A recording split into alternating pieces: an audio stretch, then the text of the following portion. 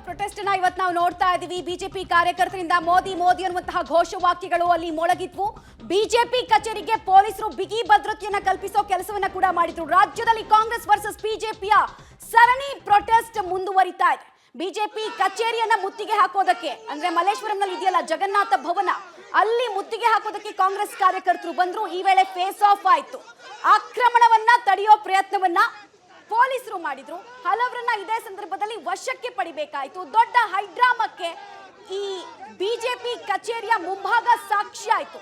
ಬ್ಯಾರಿಕೇಡ್ಗಳನ್ನು ತಳ್ಳೋ ಪ್ರಯತ್ನ ಮಾಡಲಾಯ್ತು, ಧರಣಿ ಮಾಡಲಾಯ್ತು.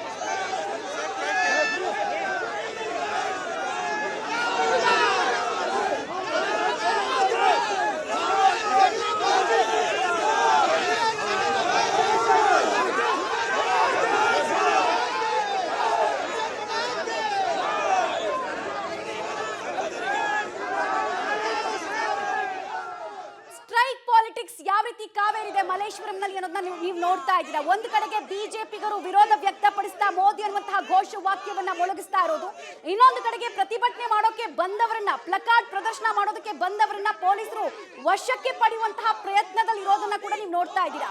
ದೊಡ್ಡ ಮಟ್ಟಿಗಿನ ಹೈಡ್ರಾಮಕ್ಕೆ ಸಾಕ್ಷಿಯಾಗಿದೆ ಮಲ್ಲೇಶ್ವರಂನ ಜಗನ್ನಾಥ ಭವನ, ಬಿಜೆಪಿಯ ಕಚೇರಿ. ಬಿಜೆಪಿ ಕಚೇರಿಯ ಮುಂಭಾಗ ಯಾವ ರೀತಿ ಕಾರ್ಯಕರ್ತರು ಫೇಸ್ ಆಫ್ ಆದಂತಹ ಸಂದರ್ಭದಲ್ಲಿ ಉದ್ವಿಗ್ನತೆಗೆ ಕಾರಣ ಆಯಿತು. ಎರಡೂ ಕಡೆಯಿಂದ ಕೂಡ ಪರ ವಿರೋಧದ ಘೋಷವಾಕ್ಯಗಳು ಮೊಳಗಿದ್ವು.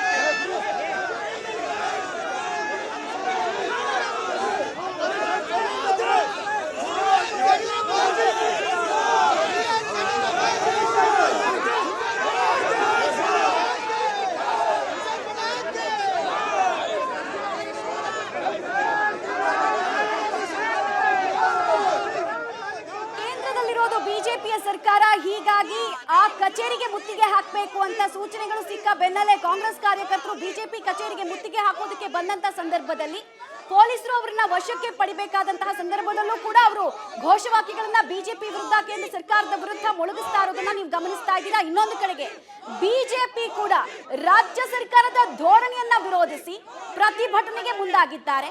ಮೋದಿ ಅನ್ನುವಂತಹ ಸ್ಲೋಗನ್ ಅನ್ನ ಅಲ್ಲಿ ಪ್ರತಿಯೊಬ್ಬರು ಜೋರಾಗಿ ಹೇಳೋದ್ರ ಮೂಲಕ ಈ ಪ್ರತಿಭಟನೆಯನ್ನ, ಅಂದ್ರೆ ಕಾಂಗ್ರೆಸ್ನವರ ಪ್ರತಿಭಟನೆಯನ್ನ ಹಿಮ್ಮೆಟ್ಟಿಸುವ ಪ್ರಯತ್ನವನ್ನ ಮಾಡಿದ್ರು.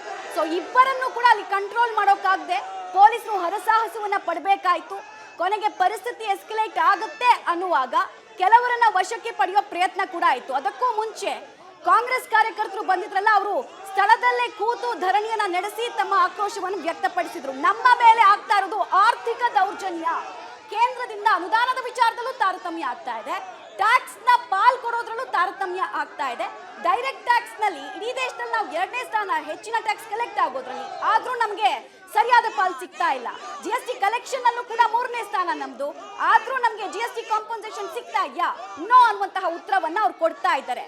ಹಿಂದೆ UPA ಸರ್ಕಾರದ ಅವಧಿಯಲ್ಲಿ ರಾಜ್ಯಕ್ಕೆ ಬರ್ತಾ ಇದ್ದ ದುಡ್ಡೆಷ್ಟು, ಈಗ ಬರ್ತಾ ಇರುವಂತಹ ದುಡ್ಡೆಷ್ಟು, ಬರ ಪರಿಹಾರದ ವಿಚಾರದಲ್ಲಿ ಕೇಂದ್ರ ಸರ್ಕಾರದ ಧೋರಣೆ, ನಮ್ಮಲ್ಲಿರುವಂತಹ ಅನೇಕ ರೈತರು ಸಂಕಷ್ಟದ ಪರಿಸ್ಥಿತಿಗೆ ಕಾರಣರಾಗಿದ್ದಾರೆ ಅನ್ನೋದು ಕಾಂಗ್ರೆಸ್ ಕಾರ್ಯಕರ್ತರ ಪ್ರತಿಭಟನೆಯ ಭಾಗ ಆಗ್ತಾ ಇದೆ.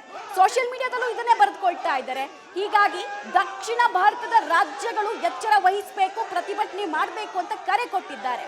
ಆ ಕರೆ ಕೊಟ್ಟ ಭಾಗವಾಗಿ ಇವತ್ತು ಪ್ರತಿಭಟನೆ ಆಗ್ತಾ